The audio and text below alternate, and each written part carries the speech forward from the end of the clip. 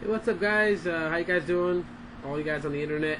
My name is Rob, and I'm going to be doing this vlog, just basically talking about a few things going out there in the mobile tech world that just seems a little bit crazy, and we're going to talk about it right now. So that's like the best part about what I do and what I love to do is just bring you guys some rumors and news about mobile tech and just get your guys' feedback on it, or just pretty much update you guys if you guys didn't know.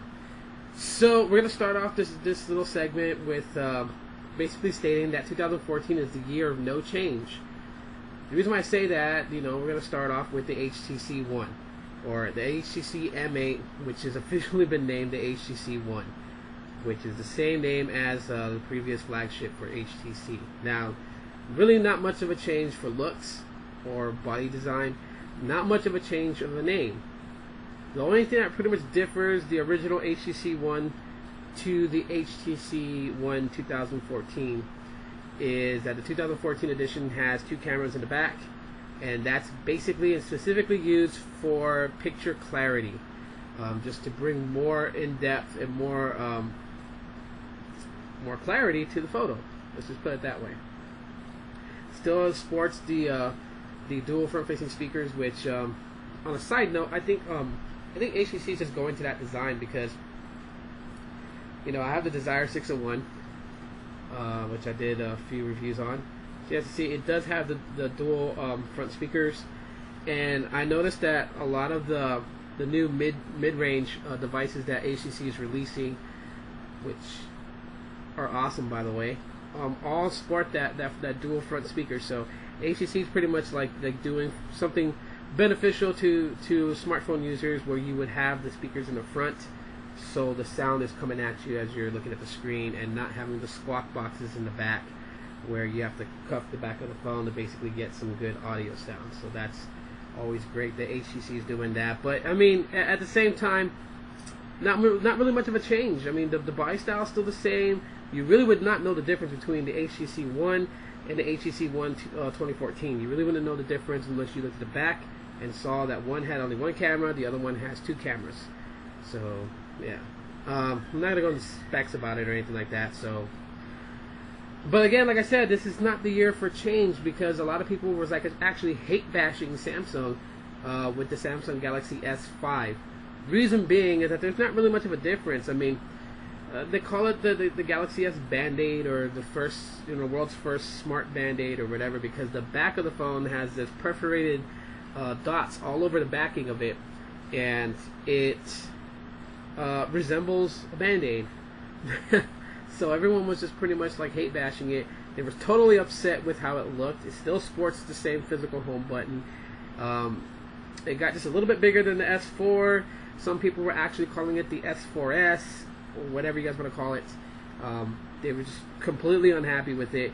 Now, I did write a blog about my opinions about that, and I will leave the link to my blogger in the description of this video for you guys to actually read it if you guys want to. I don't really see anything so bad with the Samsung Galaxy S5. I mean, I know there's people who will just get real nitpicky into it about it needed a fresher new look, the UI stinks or whatever. I've really never had a problem with TouchWiz at all whatsoever. I've actually probably one of the few people who's enjoyed using TouchWiz, and one thing, I just really don't see it being so bad, or I didn't really have such a bad experience with it as some of you might have. So people were just upset with the UI, and they were upset with just how it looks, and it was just bad reviews here and there. And with me, it's just like I always live by that saying: don't knock it till you try it. You never really know how good it could possibly be. So yeah. So anyways, yeah, if you guys want to read my blog, check the link in the description of this video. You guys can check it out. So anyways, I'm going to be going about I want to talk about UIs, and just UIs in general, with LG's Optimus UI, or Sense 5, or the new TouchWiz. And one thing I do notice is that they're all pretty much following the Google Now launcher. For you guys who don't know, the Google Now launcher basically is a launcher, and to the far left, it does have the Google Now page, which gives you all your info. So Google Now is now an actual page on your home screen, and not just in the Google search where you click the search and it opens up a whole different page. Now it's accessible on your pages. And Sense 5, as a demo on this phone, real quick. Sense 5 has that. So like, you know, you have like your basic home screen, and then you have blink feed, you know, which gives you like all your info right there on its own page, not needing to, you know, access an app or anything like that. And I noticed that on the Galaxy S5, TouchWiz now has that feature too. A little bit different. So I mean, I could see UIs going into that, and I just really want to know your guys' opinion on that. Is it a good thing? Is it a bad thing? Should they try to think outside the box, stay separated, you know, keep their own what makes them unique and different, or should we all have the, you know, the same type of similarities in the UI, basically as close as we can get to vanilla stock Android, the Google Now launcher, etc. So you guys can pretty much answer that question. And to close out this video, basically I want to talk to you guys about something that's really funny. I just read this on my blink feed right now, and that's basically Ashton Kutcher, the actor of The Butterfly Effect, also on 2.5 Men, and the host of Punk'd, MTV's Punk'd.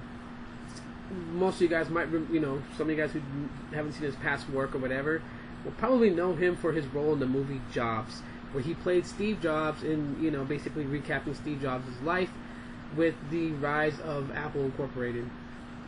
You guys will probably know him from there. Now, the interesting fact is, it is so funny, is because he played Steve Jobs, and basically, you know, that whole story is about Steve Jobs and Apple Incorporated and how he got started.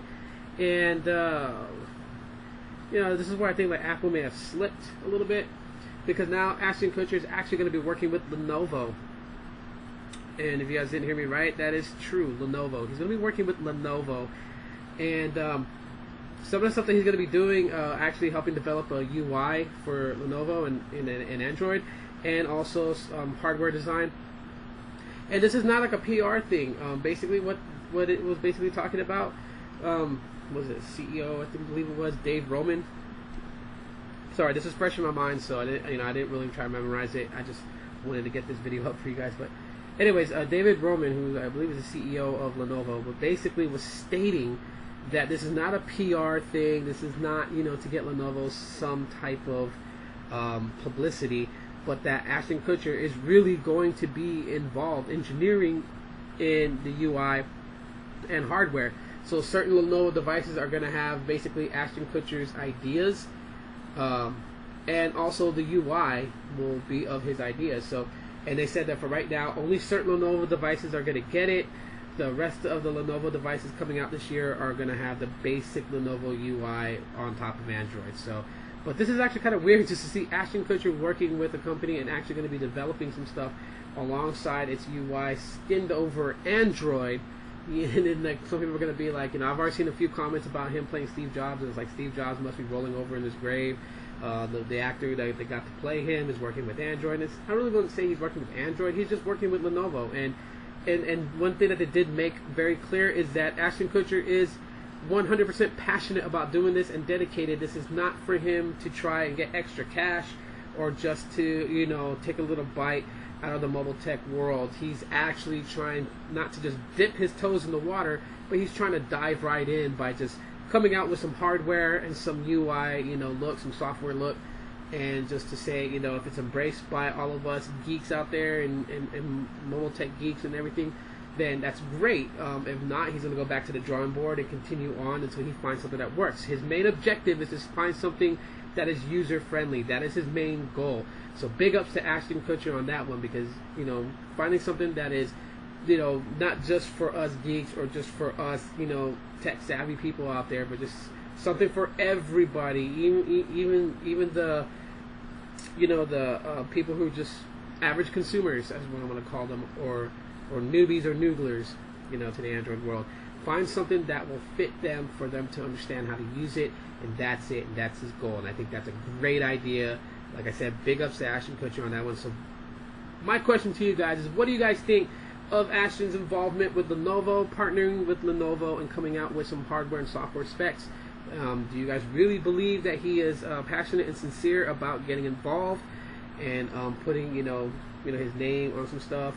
and basically saying like, here, you know, this is what I brought for you guys, and strictly just, you know, for all the best intentions and reasons? Or do you guys think it's just some kind of sham just for him to be like, well, I played Steve Jobs in the movie, so I think I can do it in real life? Or you guys really think it's just for him to get some side cash? I mean, you guys tell me what you guys really think. I'm actually buying this. I'm actually buying that, you know, Ashton Kutcher is really involved and really sincere about what he's trying to do. And that's just my opinion, but I'd like to hear your opinion. So anyways, guys, I'm going to close out this video by saying thank you for watching. Thank you for all my new subscribers that have subscribed. If you have not subscribed, go ahead and hit that subscribe button below, like button to see more of these blog videos.